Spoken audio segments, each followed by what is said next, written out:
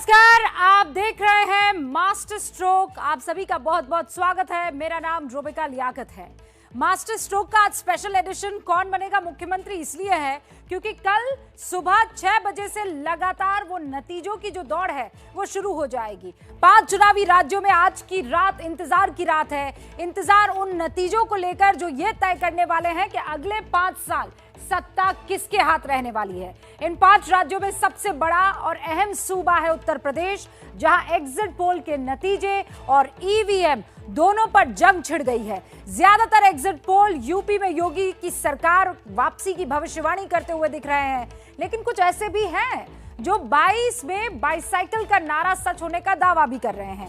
हमने ऐसे ही 12 exit polls का विश्लेषण आपके लिए तैयार किया है। सबसे पहले 12 एग्जिट पोल का निचोड़ आपको दिखा देती हूं। इन 12 एग्जिट पोल का निचोड़ ये कहता है कि बीजेपी 222 पर है, समाजवादी पार्टी 164 पर है, बीएसपी 11 पर है, कांग्रेस 4 पर है और अदर्स के खाते में 2 सीटें आ रही है। मायावती सिर्फ दहाई का आंकड़ा छूते हुए दिख रही है, लेकिन सरकार वहां बीजेपी इन 12 एग्जिट पोल के नतीजों का मीन निकालकर मैं आपको बता रही हूं। एग्जिट पोल की 2 तस्वीरें हैं। पहली तस्वीर है बीजेपी के खेमे में खुशी लाने वाली तस्वीर, और मैं चाहती हूं कि पहली वो तस्वीर जो है जरा दर्शकों को दिखा दी जाए। कौन कौन से वो एग्जिट पोल है जो बीजेपी की सरकार बना रहे हैं। सबसे पहले एबीपी न्यूज सी वोटर का सर्वे 236 सीटें दी जा रही है। एक्सिस माई इंडिया 307 दे रही है। टुडेज चाणक्य 294, बहुत ज्यादा इन दोनों में अंतर नहीं है। वीटो टाइम्स नाउ वाला जो है वो 225 सीटें यहां पर बीजेपी को दे रहा है। डिजाइन बॉक्स लगभग 9 सीटें ज्यादा 236 दे रहा है वीटो के आसपास ही। सीएनएक्स को आप देख लीजिए, वो भी लगभग उतनी ही सीटें आगे बढ़ाकर 245 दे रहा है। जन की बात ने बीजेपी को 241 सीटें दी है। पी मार्क कह रहा है 240 सीटें, एकदम सपाट नंबर यहां पर आ गया है पी मार्क की तरफ से। तो बीजेपी के खाते में ये जितनी सीटें आ रही है अलग अलग एग्जिट पोल की, ये उस तरफ इशारा कर रही है जहां एक बार फिर से बीजेपी सत्ता में साफ तौर पर बगैर किसी परेशानी के दिख रही है आती हुई। और समाजवादी पार्टी 100 पार 150 के नजदीक कहीं दिख रही है। सारे सर्वे लगभग वही आंकड़ा देते हुए दिखाई दे रहे हैं, एक्सेप्ट एक्सिस माई इंडिया जो 86 सीटें दे रहा है। वरना आप देखिए 140, 151, 148, 145, 150, 140। एक है टुडेज चाणक्य जो 105 सीटें यहां पर समाजवादी पार्टी को दे रहा है। और बाकी बीएसपी और कांग्रेस, जैसा हमेशा से पॉलिटिकल पंडित कह रहे थे कि फाइट जो है 2 ही पार्टियों के बीच में है, बीजेपी और समाजवादी पार्टी। ये 2 पार्टियों के बीच की जो लड़ाई है वो इस महा एग्जिट पोल में दिखाई दे रही है। अब दूसरी तस्वीर आपको दिखाते हैं, और ये जो दूसरी तस्वीर है ये उस एग्जिट पोल की तरफ इशारा कर रही है जहां पर बीजेपी की सरकार नहीं, सरकार समाजवादी पार्टी की बनती हुई दिख रही है। और वो कौन लोग हैं? डीबी लाइव कह रहे हैं समाजवादी पार्टी को 236 सीटें मिल सकती है। 4PM एक एजेंसी है जो 238 सीटें समाजवादी पार्टी को दे रही है। ग्राउंड जीरो की तरफ से 128 सीटें, लेकिन यहां पर थोड़ी जद्दोजहद करनी पड़ जाएगी, और वो माफ कीजिए 288 सीटें कांग्रेस और अदर्स को 188 सीटें जो है समाजवादी पार्टी को मिल रही है। तो कांग्रेस और अदर्स जो है क्या मदद कर सकते हैं ग्राउंड जीरो की अगर तस्वीर उभर कर आती है तो। आत्मसाक्षी जो है वो 235 सीटें समाजवादी पार्टी को देते हुए नजर आ रहे हैं। तो ये आप देखिए, ये 4 वो एजेंसीज हैं जो समाजवादी पार्टी की सरकार बनाने के एग्जिट पोल के आंकड़े दे रहे हैं। ये यूपी का महापोल मैं आपको बता रही हूं, और उससे पहले के एग्जिट पोल जो आपने देखे उनमें बीजेपी की सरकार साफ तौर पर बनती हुई दिखाई दे रही है। बीजेपी को डीबी लाइव 142 सीटें दे रहा है, 4PM 157 सीटें दे रहा है, और ऐसे ही वो सीटें बीजेपी के खाते में आ रही है जो दूसरे एग्जिट पोल्स में सपा के खाते में आती हुई दिख रही थी। ग्राउंड जीरो हंग असेंबली की तरफ इशारा कर रहा है, ये देख लीजिए 200 सीटें, 188 सीटें यहां पर ग्राउंड जीरो 200 सीटें बीजेपी को दे रहा है और 188 समाजवादी पार्टी को। तो हंग असेंबली यहां पर खेल हो सकता है अगर ये तस्वीर कल बनती हुई दिखती है तो। एग्जिट पोल की इन 2 तस्वीरों ने धड़कनें बढ़ा दी है, इसमें कोई दो राय नहीं है। यूपी का सियासी पारा अब इसलिए भी चढ़ गया है कि ईवीएम को लेकर सियासत, षड्यंत्र, साजिश जैसी बातें निकल कर आ रही है। पूरा विश्लेषण आज मास्टर स्ट्रोक में हम करेंगे, लेकिन नतीजों से पहले एग्जिट पोल और ईवीएम पर जो ये घमासान मचा है उसकी रिपोर्ट आप देख लीजिए।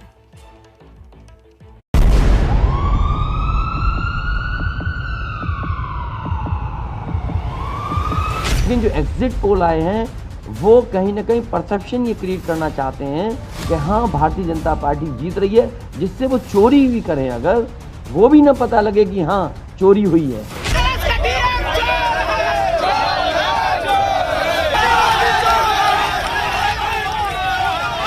इतने दिन से मुंगेरी लाल के हसीन सपने देख रहे हैं, 1.5 दिन और देख लेंगे तो इसमें क्या नुकसान होएगा। समाजवादी पार्टी का आंकड़ा 300 के पार जा रहा है। भारतीय जनता पार्टी सब जानती है, इसीलिए एग्जिट पोल भाजपा द्वारा प्रायोजित है।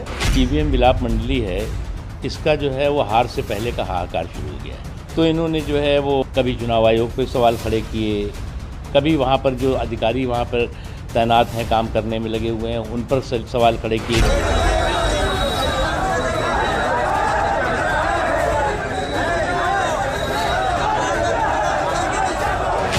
सरकार समाजवादी पार्टी की गठबंधन की बन रही है। लोग भाई एग्जिट पोल पर विश्वास करते हैं, लेकिन मैं नहीं करता।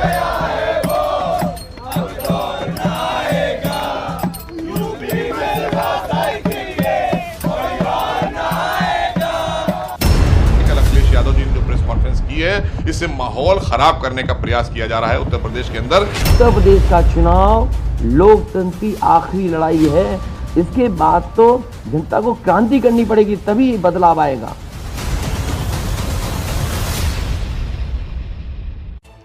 तो अखिलेश का आरोप है कि बीजेपी एग्जिट पोल का फायदा उठाकर ईवीएम फ्रॉड की कोशिश कर रही है। लेकिन जैसा हमने आपको दिखाया, कई एग्जिट पोल समाजवादी पार्टी के पक्ष में भी दिख रहे हैं। इन सभी एग्जिट पोल का रियलिटी टेस्ट करने के लिए हमारे साथ मौजूद है शाजिया इल्मी, प्रवक्ता हैं बीजेपी की। Happy to have you Shazia. Professor Bhuvan Joshi, आपका भी सर बहुत बहुत स्वागत है। नेता हैं समाजवादी पार्टी के। विकास जैन, CEO है thepolitics.in के, स्वागत है सर आपका। प्रेमचंद पलेती साहब जो कि संस्थापक है C4 के। मनीषा प्रियम, वरिष्ठ पत्रकार हैं। आप सभी का बहुत बहुत स्वागत है। सबसे पहले शाजिया इल्मी, शुरुआत आपसे करने वाली हूँ। सीधा आरोप लग रहा है कि बीजेपी ईवीएम फ्रॉड कर रही है एग्जिट पोल के नतीजों की आड़ में। अब मुझे समझ में नहीं आ रहा है कि इसका जवाब कैसे दिया जाए। और जहां तक बात है ईवीएम की, तो ये बहुत पुराना एक आरोप है। लेकिन इत्तेफाक की बात तो ये है और समझने की बात भी यही है कि जब टीएमसी जीतती है या फिर कांग्रेस जीतती है राजस्थान में या छत्तीसगढ़ में, या टीएमसी जीतती है पश्चिम बंगाल में, या फिर आम आदमी पार्टी जीतती है दिल्ली में, तब ये आरोप नहीं लगते। लेकिन अब जब एग्जिट पोल आ रहे हैं तो एकाएक ये आरोप लगने लगते हैं। यानी कि कहीं ना कहीं घबराहट है और एग्जिट पोल में कुछ सच्चाइयां हैं और इसीलिए आरोप लग रहे हैं। तो मैं तो स्वागत करूंगी इन आरोपों का, क्योंकि इससे पहले भी कई बार इन्हीं आरोपों को लेकर बाकायदा ना सिर्फ इलेक्शन कमीशन ने बल्कि सारी पार्टियों को लेकर इस चुनौती को स्वीकार किया गया था और बुलाया गया था उनको बाकायदा कि आप पूछिए, आपको क्या सवाल पूछने हैं, और कोई इसमें से शामिल नहीं हुआ था। हाँ, बाकायदा और वही आम आदमी पार्टी है जिसने और विधानसभा में बाकायदा सौरभ भारद्वाज जो आम आदमी पार्टी के प्रवक्ता हैं और विधायक हैं, उन्होंने झूठ मूठ कोई सिस्टम भी दिखाया था।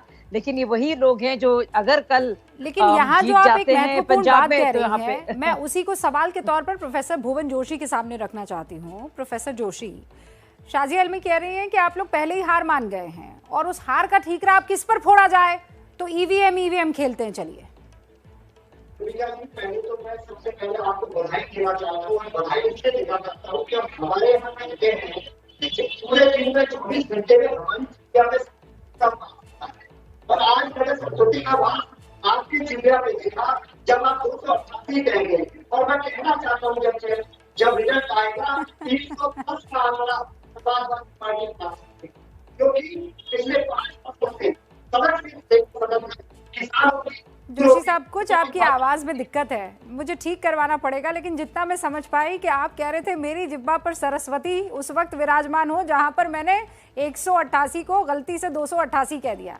देखिए सर, शाजिया इल्मी की पार्टी जीते कि आपकी पार्टी जीते, मेरे लिए लोकतंत्र की जीत होगी और आप दोनों जनता के लिए बढ़िया से काम करें, उसको लेकर तमाम सवाल मैं करती रहूंगी। तो मैं आप दोनों को ही बधाई दे देती हूं अभी से, ये बहुत क्लियरली मैं कह रही हूं, मतलब क्लियर है इस मामले में। सर, अब मैं आपकी आवाज दुरुस्त कर लूं, उसके बाद प्रोफेसर जोशी मैं आपका रुख करूंगी, लेकिन thepolitics.in के सीईओ विकास जैन भी यहाँ पर है। विकास जी, ये जो तरीका है कि जब भी आपकी जीत ना हो, वो बिल्कुल वो दो बच्चे जब क्रिकेट खेल रहे होते हैं तो कहते तुम्हारा बैट खराब था, मैं नहीं खेल रहा, इससे मैं छक्का नहीं मार पाया, मैं नहीं खेल रहा, ये बिल्कुल वैसे टाइप का एक्सक्यूज लगने लगता है। जी रूबिका जी, अभी चुनाव के नतीजे आने बाकी हैं और अभी हमको रुकना चाहिए। ज़्यादा अच्छा होगा कि हम एग्जिट पोल्स पर बात करें। तो अभी एग्जिट पोल्स के नतीजे परसों से आने शुरू हुए हैं और आपने ही जो दिखाया कि जो सारे एग्जिट पोल प्रो बीजेपी हैं उसमें तकरीबन बीजेपी को दी हुई सीटें का 100 सीटों से ज़्यादा का अंतर है। ये सबसे इम्पोर्टेंट बात है कि हमको ये समझना चाहिए कि ये प्रक्रिया है क्या, और ये प्रक्रिया बहुत जटिल है। ये प्रक्रिया बहुत जटिल है। एग्जिट पोल हमारी कंपनी ने भी किया, 4 PM के साथ thepolitics.in शामिल था और सारा का सारा डेटा रिसर्च का और ग्राउंड रिसर्च का काम thepolitics.in ने 4 PM के साथ मिलकर करा। तो हमको ये पता है कि ये प्रक्रिया में कितने बायस आ सकते हैं। एक एग्जिट पोल जो 326 दिखा रहा है और आपने उसका एवरेज लगाया तो उसमें तकरीबन 75 सीटों का नतीजा डिफरेंस आया, नतीजे में डिफरेंस आया। तो मेरा ये कहना है, और अगर आप दूसरी तरफ देखेंगे जो प्रो एसपी गठबंधन है उसमें ज्यादा चेंज नहीं है। इनफैक्ट अगर आप देखेंगे कि तो सीटें भी लगभग एक सी हैं। तो मेरा ये कहना है कि आज 2014 के बाद पॉलिटिक्स बहुत कॉम्पिटिटिव हो गई है और कॉम्पिटिटिव पॉलिटिक्स के चलते एग्जिट पोल करना और भी कॉम्प्लेक्स हो गया है। जिस कंपनी प्रदीप गुप्ता माई एक्सिस इंडिया जो बात कहते हैं वो कभी एग्जिट पोल का आचरण भूल जाते हैं। मैं उनको आज कहीं किसी चैनल पर सुन रहा था और वो कह रहे थे कि महिलाओं की बात कर रहे थे कि 32,000 महिलाओं का उन्होंने सैंपल लिया। 32,000 महिलाएं 4, 5, 6, 8 करोड़ के सापेक्ष में बहुत कम होती हैं। उनके चेहरे की मुस्कान, उनके चेहरे की खुशी ये बताती है कि वो बने बनाए आंकड़े, मैं आपके चैनल के माध्यम से कह रहा हूं कि वो एक बने बनाए आंकड़ों को पेश कर रहे हैं। मैं भी ग्राउंड पर था और अगर आप किसी अनएम्प्लॉयड व्यक्ति से पूछेंगे कि आप अनएम्प्लॉयड हैं तो ये 50% की संभावना है कि वो बताएगा कि अनएम्प्लॉयड है या नहीं है। कई बार एम्प्लॉयड व्यक्ति भी आपको अपने आप को अनएम्प्लॉयड बताता है। किसी भी व्यक्ति ने ये नहीं बताया ठीक से। विद ऑल ड्यू रिस्पेक्ट, जो बातें आप कह रहे हैं मुझे लगता है वो सारी बातें दूसरी एजेंसी वाले भी जानते होंगे, उनके सीईओज भी जानते होंगे, उनके फाउंडर भी जानते होंगे। जितनी जटिल प्रक्रिया का जिक्र आप कर रहे हैं उतनी जटिल प्रक्रिया उन्होंने भी की होगी। प्रेमचंद जी भी हमारे साथ बने हुए हैं। Sir I will just come to you. पहले मैं अपने बाकी 3 मेहमानों का रिएक्शन ले लेती हूँ।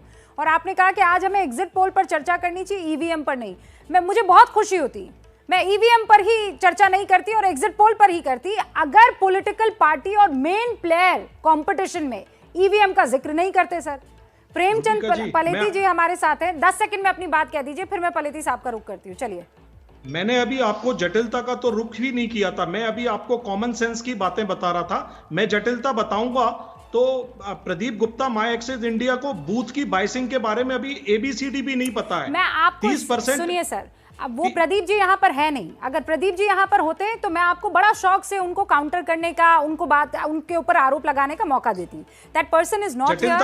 और मैं आपको आप अपनी बातें रखिए, मुझे कोई प्रॉब्लम नहीं है, पर किसी और कंपनी के ऊपर आरोप लगाएंगे और आपको मैं ये प्लेटफॉर्म दूं, ऐसा संभव नहीं हो पाएगा। I am sorry, because Pradeep ji is not बारे में बात कर रहा। हाँ, मैं आती हूँ आपके पास। I come to you sir, I come to you sir. लेकिन इस वक्त हमारे साथ पलेती साहब भी है। पलेती साहब, जटिलता का जिक्र हो रहा है, कॉम्पिटिटिवनेस का जिक्र हो रहा है। भाई 10 मार्च को नतीजे आ ही जाएंगे ना, कल सुबह 6 बजे से सबके सामने होगा। उससे पहले जब आप ईवीएम का जिक्र करने लगते हैं कि इसमें धांधली हो सकती है, इसमें ये हो सकता है, उसमें वो हो सकता है, तो फिर इस पूरी प्रक्रिया पर से सवाल उठने लगते हैं, लोकतंत्र पर सवाल उठने लगते हैं। देखिए, अब ये ईवीएम में जो घपले की बात कर रहे हैं वो ऑलमोस्ट नामुमकिन है, क्योंकि जब से सुप्रीम कोर्ट का जजमेंट आया है कि आप रैंडमली हर असेंबली कॉन्स्टिट्यूंसी में 5 ईवीएम्स पे टैली कर सकते हैं वीवीपैट स्लिप से, तो उसके बाद इट्स ऑलमोस्ट इम्पॉसिबल कि कोई आप ऐसे बिग स्केल में मैनिपुलेशन करें। तो प्लीज़ ये सब जो बातें करते हैं ईवीएम मैनिपुलेशन, ये सब I think is very biased very illogical to do put such as charts.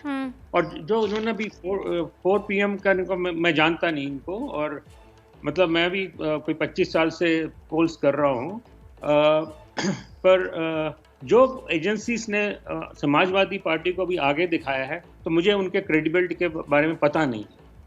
Frankly I don't know who this agencies are, but polls के लिए ह्यूज सैंपल की जरूरत नहीं होती। जैसे उन्होंने कहा कि 30,000 वोटर्स इंटरव्यू किया है, वो भी कम है। एग्जिट पोल के लिए यूपी में 10,000 sample is good enough for an exit poll if randomly the sample is selected. तो we don't need a huge sample, बहुत बड़े सैंपल की जरूरत नहीं है। तो 10,000 सैंपल अगर प्रॉपरली किया गया हो तो वो बिल्कुल ठीक उससे रिजल्ट आ जाता है। हाँ, ये बात तो आपकी सही है, और विकास जी भी तो कह रहे हैं ना कि भाई आपके सवाल पूछने पर निर्भर करता है, आप उसे किस तरीके से पूछ रहे हैं। वो सवाल आप किस तरीके के सवाल है उससे वो हो सकता है। अब एग्जिट पोल पर सवाल उठाए जाए कि ईवीएम पर मनीषा जी सवाल उठाए जाए, कल तो नतीजे आ ही जाएंगे ना, लेकिन ऐसा लगता है जैसे कल के नतीजों के बाद की तैयारी आज से हो गई है। नहीं, देखिए, हमको थोड़ी दया जो है वो राजनीतिक दलों के साथ भी रखनी चाहिए। 7 चरण में ये चुनाव हुए, लगभग 2 महीने तक ये चुनाव चला, और आखिर कोई भी राजनीतिक दल अपने वर्कर्स को कैसे मोबिलाइज करेगा? वो तो ये कहेगा ना कि हाँ, हमारे जीतने की संभावना है, हमने अच्छा किया है पीछे। तो एक पॉलिटिकल कम्युनिकेशन चल रहा था उत्तर प्रदेश में, तो उस पॉलिटिकल कम्युनिकेशन के बंद होने के कुछ घंटे के अंदर जो ये नतीजा जब आता है, तो आप उसको स्वीकारने में आपको मुश्किल होती है। उस पॉलिटिकल कम्युनिकेशन में मैं कल बताऊंगी, आज तो बोलना भी नहीं चाहती, लेकिन कई जगह ये बात भी थी कि बीजेपी को लगता था कि यहाँ कमजोर है, लेकिन अंत में आते आते तक उसने अच्छा किया। तो आप एक राजनीति के घमासान के चक्र में होते हैं, उस समय आप अपनी पार्टी के धुन में होते हैं, तो आप कौन सी बात सुनेंगे? आप अपने नेता की बात सुनते हैं, आप वो बातें सुनते हैं जिससे कि आपका पार्टी, आपका काडर मोबिलाइज हो। तो कहीं ना कहीं राजनीतिक दल जो है, ये आरोप जो है वो कोई बहुत मैं इनको बुरा नहीं मानती कि वो आखिर क्या कह रहे हैं। वो यही कह रहे हैं ना कि लोकतंत्र की हम रक्षा करेंगे, ईवीएम की रक्षा करो। तो ठीक है, अच्छी बात है, डीएम ने अगर कुछ किया तो वो आके सफाई दें कि क्या किया। और जहां तक एग्जिट पोल्स का सवाल है, एग्जिट पोल्स पे हेल्दी सवाल किया जाना भी एक लोकतांत्रिक प्रक्रिया है। Absolutely. और किसी का भी नाम लिए बिना मैं ये बतलाती हूँ कि देखिए, मत बहुत महत्वपूर्ण चीज होता है।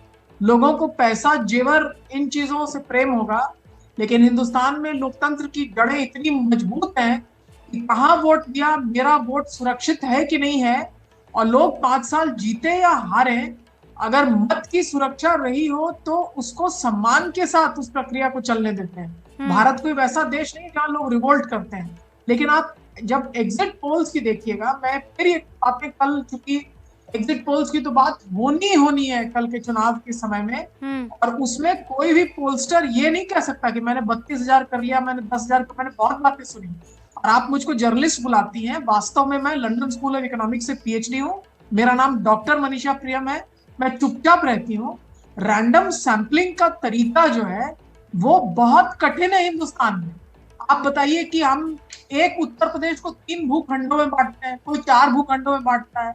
जो दल पिछले बार भी भाजपा के साथ थे, उन दलों में आधा फांक हो करके सोनेलाल पटेल इधर और कमेरावादी उधर चले तो पीछे के कोई इस्टेब्लिश्ड मॉडल्स जो है वो नहीं रहते हैं। ऐसे में रैंडम सैंपलिंग की टेक्निक बहुत मुश्किल टेक्निक है, और पोलस्टर्स जो हैं उनको सच्चाई के साथ चुनाव खत्म होने के बाद चैनल्स पे आके ये बताना चाहिए। Doctor Priyam, everybody is going to agree with you on this point, क्योंकि ये मेहनत जो है वो सबको दिखाई देती है, लेकिन हर कोई ना तो नजूमी है ना खुदा है।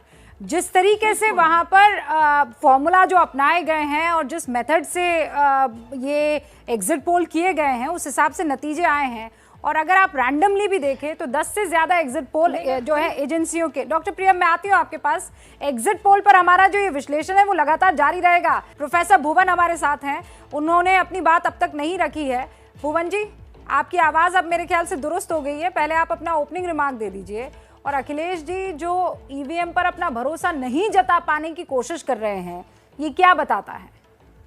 रूबिका जी, पहले तो मैं कहना चाहता हूँ, जो लोग परीक्षार्थी होते हैं, जिन्होंने पूरे साल पढ़ाई की होती है, उनको परिणाम से डर नहीं लगता। हमने 5 साल माननीय अखिलेश यादव जी के नेतृत्व में सड़क से लेकर सदन तक विपक्ष की भूमिका को अदा करा है।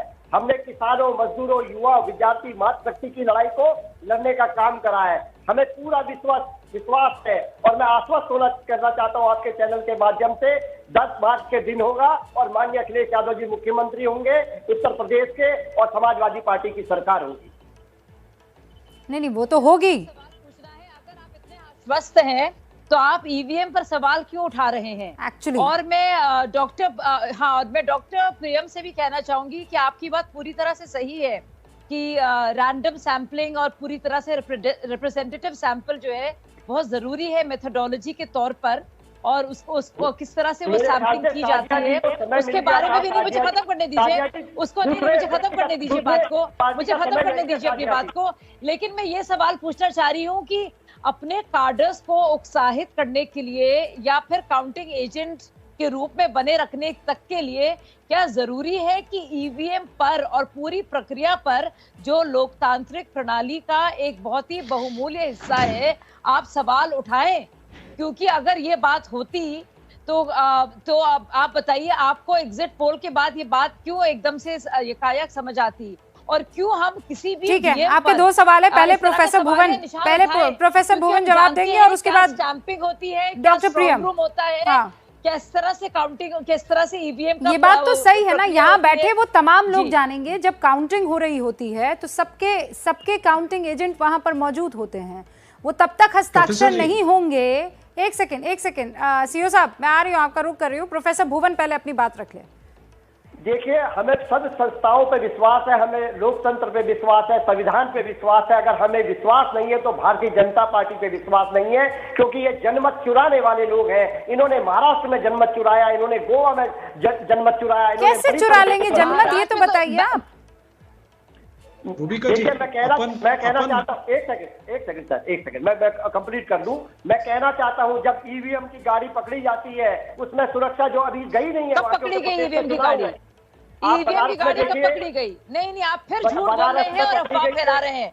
आप माफी मांगिए, क्योंकि जिस तरह के आप नहीं, अगर आप देश की किसी भी संवैधानिक संस्था पर और प्रक्रिया पर आप जानते हैं यानी कि आपने हार मान ली है, तो देखिए आप, मुझे लगता है।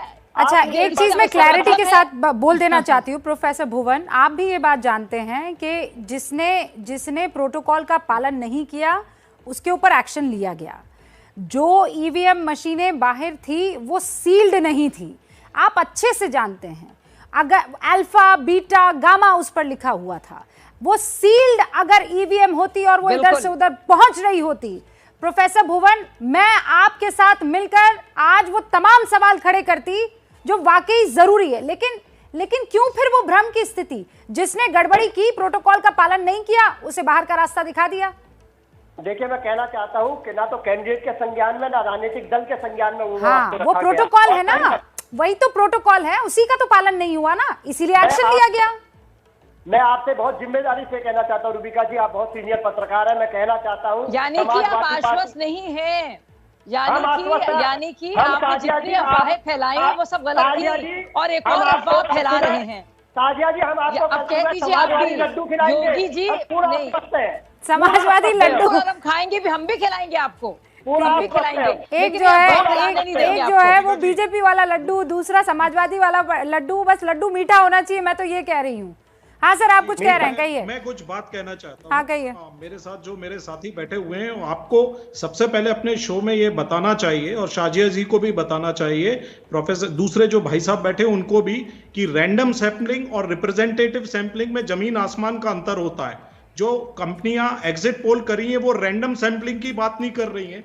वो भाई साहब कह रहे थे कि वो 25 साल से इस धंधे में है, उनको रैंडम और रिप्रेजेंटेटिव का मतलब नहीं मालूम है। मौजूद नहीं है, आपको उनके साथ प्रॉब्लम है, आप उनसे सॉर्ट कीजिए। मैं उनकी तरफ से नहीं बोल रही हूँ। देखिए मैं आपको ये बताना चाहता हूँ, रूबिका जी सुनने की आदत डालिए आप थोड़ा सा। आपको मुझसे क्या प्रॉब्लम है? शाजिया जी से बात कीजिए ना, आप मुझे क्यों कह रहे हैं? मैं तो कायदे से सभी के साथ सुन रही हूँ। भाई साहब मैं ना तो प्रदीप गुप्ता जी के लिए बोल रही हूँ, आप देखिए लोक नीति और CSDS ने भी उसी तरह का पोल। आप अरे मैं कुछ और बोल रही हूँ, दर्शकों को एक महत्वपूर्ण बात नहीं रखने दे रही हैं सामने। आप थोड़ी देर चुप हो जाइए, बड़ी अच्छी पॉलिटिशियन है आपकी। अरे मुझे बिल्कुल नहीं, मुझे आपकी बात से कोई मतलब नहीं है भाई साहब। तो फिर सुनिए, सुनना नहीं आपकी बात को, मुझे मतलब ही नहीं आपकी बात से। अरे मुझे आपकी बात से कोई मतलब नहीं है भाई साहब, मुझे नहीं सुनना होता है, मुझे सुनना। अरे मुझे मैं नहीं हूँ पोलस्टर, मुझे छोड़ के चली जाइए। You are not too big a person, I know you who you are. अरे नहीं, ये क्या, ये पर्सनल अटैक क्यों सर? Why this personal? नहीं, आप बातचीत कर लीजिए, लेकिन पर्सनल अटैक्स नहीं ना। मतलब मुझे समझ में नहीं आ रहा है कि पर्सनल अटैक्स नहीं, आप अपनी बात कीजिए। शाजी अलमी एक सेकंड रुकिए। भाई साहब आपको जानती भी नहीं हो। हाँ, एक सेकंड शाजी अलमी रुकिए, शाजी अलमी रुकिए।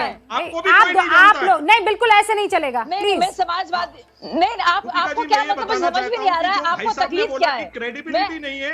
मैं उन भाई साहब को ये बताना चाहता हूँ कि रैंडम सैंपलिंग और रिप्रेजेंटेटिव सैंपलिंग में अंतर होता है। एग्जिट पोल कंपनियां, एक सेकंड रुकिए, शाजी अलमी रुकिए, वो आपकी बात नहीं कर रहे हैं, वो C4 के पलेती साहब से इस वक्त मुखातिब है शाजी अलमी। सो प्लीज एक सेकंड। हाँ, तो मैं वही बात कह रहा हूँ, और वो बात करते हैं क्रेडिबिलिटी की। 4 PM लखनऊ का एक बड़ा अखबार है जो सब जानते हैं। तो मेरा कहना है कि जिसको अपने विषय के बारे में ही नहीं पता है, वो लोग एग्जिट पोल और क्रेडिबिलिटी की बात करते हैं, तो नतीजे तो गलत आएंगे ही। नहीं तो मेरा ये कहना है, सुनिए सर, कल मैं आपको भी आमंत्रित करूंगी। कल जो नतीजे होंगे, अगर आपका एग्जिट पोल सही साबित हुआ तो आपके लिए तालियां होंगी, और अगर सही साबित नहीं हुआ तो सवाल आपके सामने होंगे। पलेती साहब जवाब देना चाह रहे हैं, आपने कुछ बड़े आरोप लगाए। मैंने सुन ली सर, मैंने सुन ली सर। जरूरत है जानने की एग्जिट पोल होता कैसे है। नहीं, वो उसके लिए मैं अलग से कार्यक्रम कर दूंगी सर। वो आपकी एजेंसी है ना, एग्जिट पोल की कार्यक्रम हो जाएंगे। पलेती साहब 20 सेकंड। प्रोपोर्शनेट रिप्रेजेंटेटिव सैंपलिंग होता है प्री पोल में, एग्जिट पोल में सेल्फ सेलेक्टिंग सैंपल होता है। अब मैं इसके ऊपर हम नहीं जा सकते। उसने प्रोपोर्शनेट सैंपलिंग की है, आप देखिए तो पहले, फिर कार्यक्रम में आइए। साहब थोड़ा समय निकालिए, मेहनत करिए, तब जाके आप एग्जिट पोल के बारे में चर्चा कर पाएंगे। ऐसा लग रहा है आप किसी और एजेंसी के किसी और साहब को अभी कटघरे में खड़ा कर रहे थे, अभी C4 के संस्थापक को आप कटघरे में खड़ा कर रहे हैं। सारी एजेंसी को आपने एक तरफ कर दिया, आपकी एजेंसी एक तरफ। ये एडवर्टाइजिंग का मंच नहीं है सर। मैं ये कह रही हूँ, आपके एग्जिट पोल भी मेहनत से आए हैं, उनके एग्जिट पोल भी मेहनत से आए हैं। अब कल नतीजों की बारी है, हो जाएगा दूध का दूध पानी का पानी। बहुत बहुत शुक्रिया आप सभी का मेरे साथ जुड़ने के लिए। फिर बता दूं, एग्जिट पोल पर यह चर्चा नहीं थी, नतीजों को लेकर जिस तरीके की इस वक्त धारणा बनाई जा रही है उसको लेकर चर्चा थी। पॉलिटिकल पार्टीज को है कि कल वो जीत रहे हैं कि हार रहे हैं, चाहे उत्तर प्रदेश हो, चाहे वो मणिपुर हो, चाहे वो गोवा हो, चाहे वो पंजाब हो, हर जगह का, उत्तराखंड हो, हर जगह का नतीजा सबसे पहले गारंटी है आपको ABP न्यूज की स्क्रीन पर दिखेगा। और इसीलिए सुबह 6 बजे से लगातार आप हमारे साथ बने रहिएगा।